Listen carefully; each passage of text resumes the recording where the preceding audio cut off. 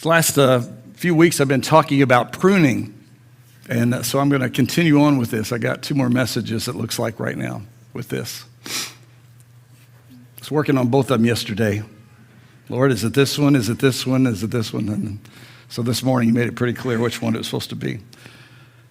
So he talks about pruning in John, and he says that I am the true vine and my Father is the vine dresser, and every branch in me that does not bear fruit he takes away, and every branch that bears fruit he prunes, that it may bear more fruit.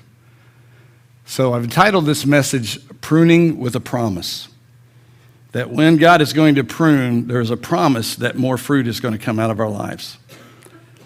So in my lifetime, I did youth ministry for several years, and I was at CFC when CFC was growing in the earlier years, and got involved in the youth ministry there, and just saw it just grow, literally larger than most churches, larger than this church.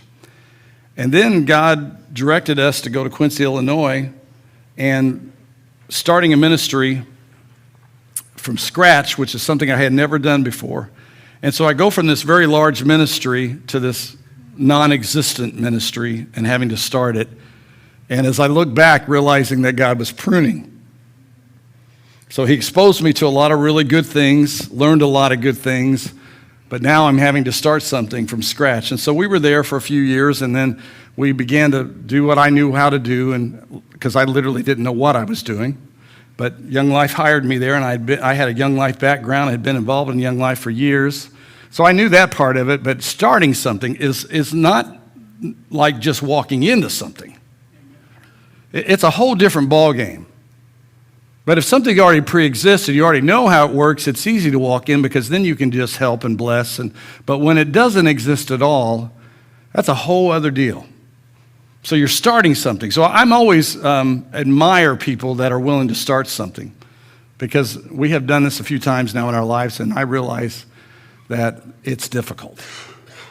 So you have to build relationships with people, and you start doing things together. And so I started doing what I knew how to do.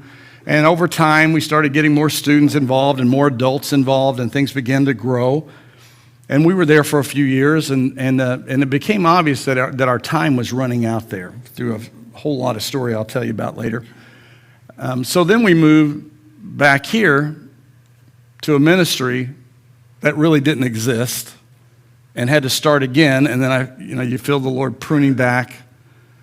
And so then we're there for several years, and things start finally growing, and some things happen, good things, and people are there. And then the Lord directs us to Boonville to start something from scratch again. So while we're in Boonville, and we're up on the square, and I'm doing these messages, and I keep hearing, and we were there for quite a while. We did a coffee house ministry for there on Saturday nights, had bands there every Saturday, and it's Krista and her team used to come up and graciously come, and our place would be packed. We had a very small room, and it was before we opened up a wall, and I remember one time she was there, and I mean, it was literally standing room only. We had no idea how to make coffee. I'm not a coffee drinker. To this day, I couldn't tell you if it's a good cup of coffee or a bad cup of coffee. And we were trying to make espresso and smoothies, had no idea what we were doing. People were very gracious back in those days. But I will say, this was the day before Starbucks. Nobody knew what a cappuccino was. The only cappuccino anybody had in this town was at a gas station. And they pushed a button and it would come out, and I'm telling you, that's not a cappuccino. So we learned. And people came beside us, and they knew how to make coffee, and so we started getting better. But while I was there, I kept hearing the Lord tell me, you're practicing. And I was in my 50s by this time, and I'm still hearing the Lord say, you're practicing. And so what I began to experience, what the Lord was doing with me, was he was teaching me how to listen to him to get a message ready. And while I was even speaking, learning how to listen to him while I'm up here. Now, most of you have not pastored a church or had to give messages, but you ever thought about that? Yes. I got to come up with a message every week. Every week. Google it. Yeah, with the AI stuff going on, I could probably have it type me out a message every time. But, I'm not an expository preacher. I'm really not what I would consider a teacher in that same way that my brother is a teacher. And so I do topical messages because I feel like that's what the Lord wants me to do. But there would be weeks when I would do a message, and I would be up there, and 30 minutes into it, I was really tired of hearing myself, to be honest with you. I really was. Just didn't feel God on it at all. And then there'd be the next week, I'd have a message, and I felt pretty strongly that God had given me this message, and it would flow. And I felt like I could go on for hours even though I didn't. And so it was hit and miss. And then it started hitting, and then it started hitting, and then it started hitting. And I found myself more consistently experiencing God before getting up there and listening to what he wanted me to tell people before I ever got up on stage. And all that time, God was saying, this is practice. So the Lord prunes. So think about this, because this is going to be the chunk of my message here for a minute. Vines grow, and we were watching a movie yesterday, and it was about California back in the 70s when it wasn't recognized for the wine that they make. And beautiful scenery of vineyards. And when you look at vineyards, you've got the trunk of the vine, like I said, and then there's a part called the head right in the middle, and then it branches out two different directions, about 5 feet. But when you've got them side by side, it looks like just one big bush, if you will, or vine growing across acres of land. Really pretty. Especially when there's grapes on them and stuff. It's just gorgeous. And what God does is that they prune these vines in the wintertime. So when you prune it, there's not going to be any growth. For a while, before it starts producing more fruit, there's going to be downtime. Now, I'm going to use this analogy, and I was listening to a message this week, so this is interesting to me. So getting back to my point here for a minute, trying to listen to the Lord, what does God want me to say? So a couple weeks ago, I talked about faith, and I had somebody text me saying, hey, I was listening to Carl Mann's message, and I listened to your message, and they were the same. Good indication, okay, that's awesome, because that means we're hearing from God. Then I'm listening to a guy that I like to listen to out in California, and you know what he's talking about? Pruning. So he had an illustration that I'm going to share with you today that I thought was good. The analogy of football, American football, not European football. For those of you who are from UK, I'm talking about American football here. And whether you like football or you don't like football, just bear with me here for a minute. No matter what sport you play, there's always a halftime.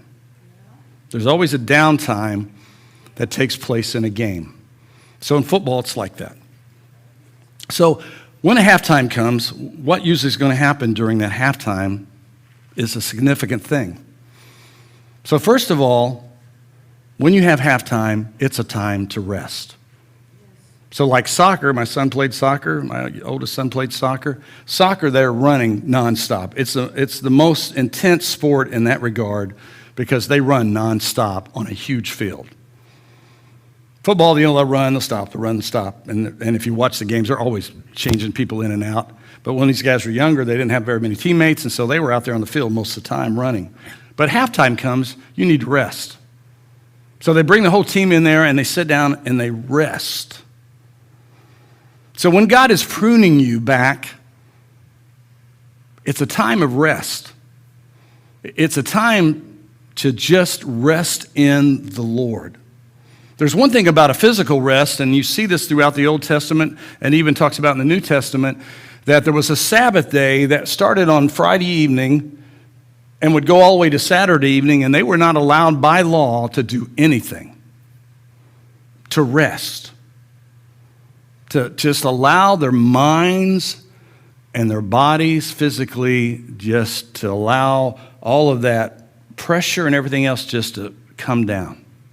I don't know about you, but when I go on vacation, I find that it takes me usually 3 days to finally start winding down a little bit because the pace of life. And have you ever found that it's really hard to leave because you got so many things to do before you leave? And so you're doing twice as much work before you leave, and then it takes you a few days. At least that's my story. I'm sticking to it. So it takes me a while to come down. So at halftime, we need to learn how to rest. And so we need to learn how to rest in the Lord. So the Ten Commandments and, the law had this in place where it talked about resting. But Jesus is our true Sabbath. He is our true rest. So when we come to know him and we understand that God is not angry with us because Jesus paid the price for it, for us and our sin, that we begin to rest in him. So the more that I draw close to him, the more that I realize in my relationship with him that allows this stress of life to begin to not overwhelm me anymore, because I take on his perspective. His yoke is easy. His burden is light. I learn how to walk with him. And as I do that, there's rest. Even in the middle of chaos, even in the middle of your family chaos or whatever's going on, you can be at peace and at rest. I've been in people right before they're getting ready to have major surgeries take place, just like what's going on here. And I've seen an amazing amount of peace and rest on people. And that's God, because you ought to be scared to death. But when God comes in the room, you're not. There's just peace. Now, granted, I still think it's important just to take some time and rest. Our bodies need it, our minds need it, but resting in the Lord. So at halftime, they would come together, teams worn out, and the first thing they're going to do, they're going to come in and they're just going to rest. So as God is pruning us back, I'm going to tell you that's a time to rest, whatever he's doing with it. Second thing is, it's time to evaluate what's going on. So if you're a team and you're behind and what you're doing is not working, you're going to have to readjust. And if you've got a good coach, he's going to figure out what to do. He's not going to put you back out in the field doing the same thing or you're going to lose. And granted, I've seen some teams do that. I'm thinking, what is he thinking? They're doing exactly the same thing they did before, and it's not working. What's going to make it work again? It's not. So they have to adjust and do things. So it's a good time while the Lord's pruning you is to reevaluate what's going on in your life. What needs to be adjusted? What isn't working and what needs to be adjusted? And what limb have you put a lot of energy into and it's not producing any fruit? Maybe you put a lot of money into this, you put a lot of time into it, and you realize during your rest, that thing isn't working.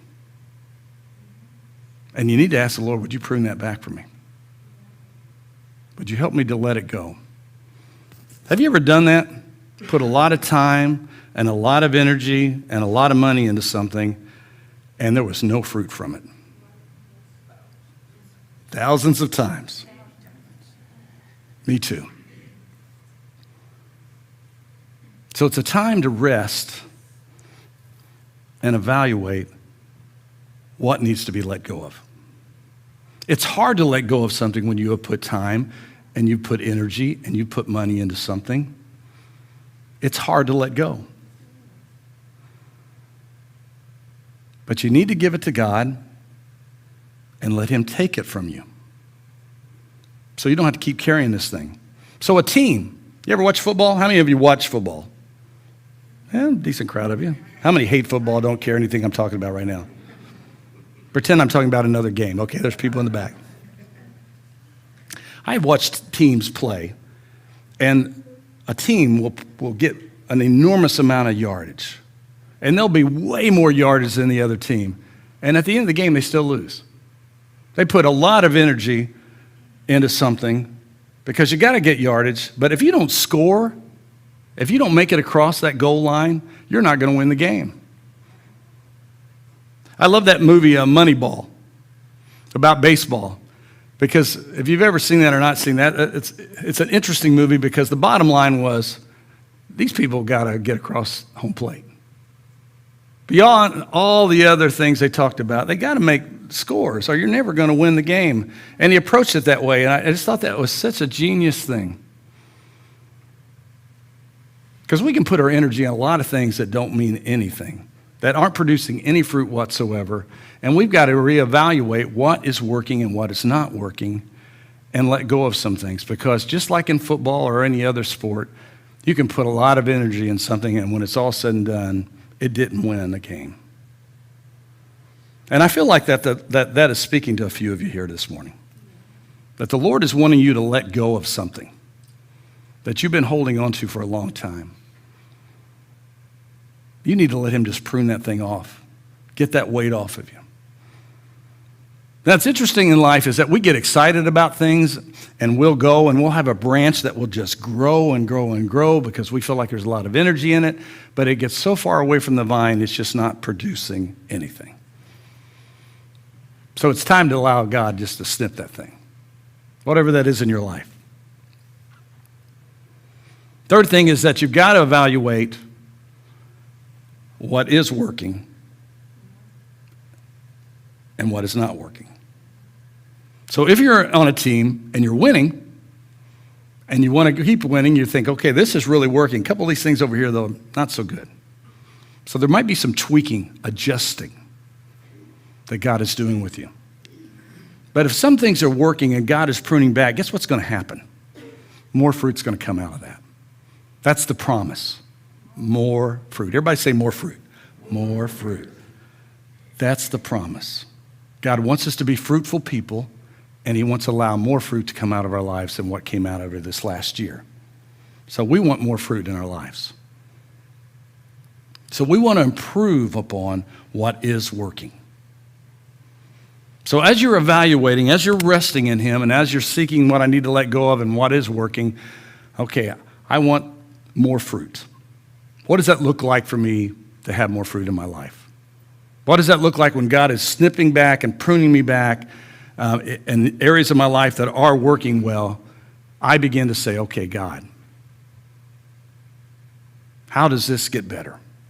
Because your promise is that I'm going to bear more fruit. How does that happen?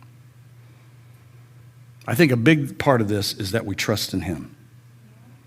So just like me learning how to get up here and speak and hopefully listening to the Spirit of God give me messages and stuff, we need to be walking in that where we learn how to listen to what God is saying to us so that we can move as he speaks to us. And God can speak to you through another person. He can speak to you through his word. He can speak to you while you're praying. He can speak to you through just watching something. God is very creative, and I've experienced all those things and more.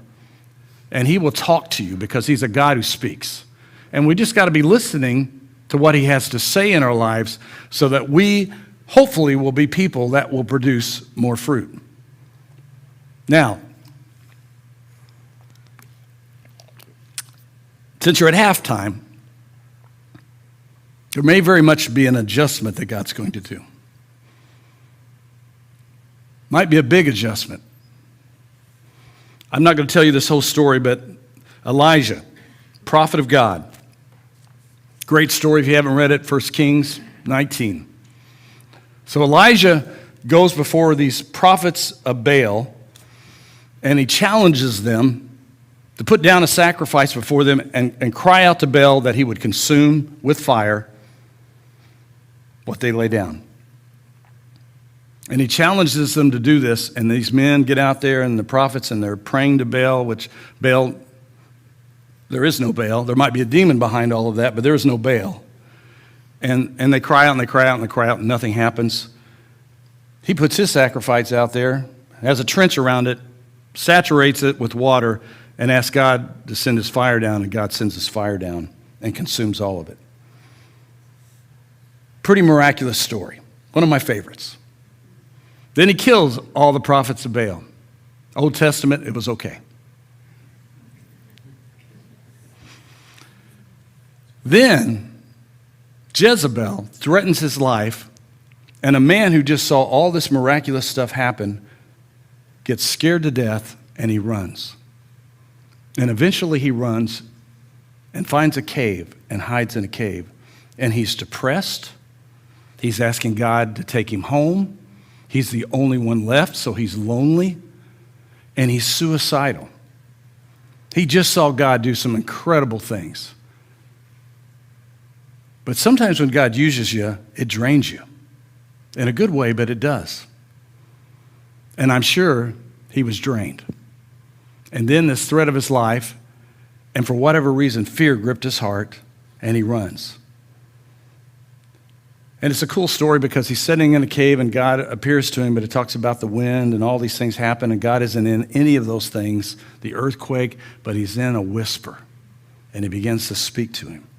And he tells him, I want you to go anoint 2 people to be kings, and I want you to find Elijah, and I want you to raise him up as somebody that's going to replace you. So here's this great prophet of God hiding in a cave for quite a while, scared to death, depressed, and it's halftime for him, and he doesn't realize it. And God begins to adjust him. And when he comes out of the cave, he's family. He doesn't have a family. All the prophets of God are dead. But God sends him out of the cave as a father. And he finds Elijah, and he begins to raise up this young man. Sometimes during halftime, God is going to readjust you. The calling that you once had on your life may very well change and be redirected for something else. So it's good to sit there in the process of that and to be still and to know that he is God. And that he's not going to come necessarily with a big boom or an earthquake, but he's going to whisper. He's going to whisper. And when God whispers, you need to be listening or you're going to miss it. You need to be still and know that he is God and receive what he has for you at that moment in your life. So I still feel pretty strongly that that's what God's doing. I believe God is pruning us back. A season to rest, to reflect what's good, what's not good, what I need to let go of, what I need to hold on to. But he may be retooling you, getting you ready for the next season. And just because you're older doesn't mean he's done with you. I don't think God's done with you until he takes you home, until your heart stops beating. Then he's done. But he's not done with you until that time comes. Are you pruned when you're taken out of the game? I think there are times when yes. And just because you're taken out of the game doesn't mean he's done with you, just means there's something different coming that he's going to use you for. How many times did it take the starting quarterback out, sit him down for a quarter, Yep. send him back in once he's approved? If you've been paying any attention to this season, how many quarterbacks have changed this year? A whole bunch. A lot of injuries, a lot of adjustments, a lot of things going on. Watched the game last night, 23-year-old guy. I couldn't even imagine the pressure at 23 years old being a quarterback for the NFL. Millions of dollars being thrown at that thing. Amazing. I'd be scared to death, and I'd be probably crying and sitting on the bench. I just can't do it. Yeah, looking for the cave. So I think God is going to do that to some of you. I think maybe he's even doing it now, that he's going to readjust, place a new calling on you. If any time in history that we need some fathers and mothers to raise up, it's now. Because you've got a generation of fatherless young men and young women looking for somebody just to lead them, to encourage them. When I was in D.C., that was one thing that I noticed, that every time I sat down with somebody that was in their 20s, they really appreciated me doing that. Just sitting down and having a conversation with them. They don't get that a lot there because most people are younger in the group. And they're looking for people that might have no hair or maybe gray hair, or those of you who even color your hair, to have a conversation with and talk with you about life. Because they're looking for answers and they need it. They really do need it. So what is God doing with you right now? The process isn't always easy because sometimes we feel excited about something and we want to keep moving on. But God in his wisdom says, it's time to stop here for a minute. I'm going to cut off a few branches because I want you to bear more fruit. I want you to learn how to listen to me. I want you to learn how to be still and know that I'm God. I want you to learn patience. I want you to get better at what you do, more skilled than what you have ever done before. I want you to be a better teacher, a better listener, whatever God has for you. And I think this is the time to allow God to do that. My gut level feeling would tell me that it's not going to be a long season, but it's an important season, so that we are prepared when the time comes. Being prepared is important. And God doesn't care if you're 6 or you're 96. He will use you if you say yes to him and submit your heart to him. And he's going to use you.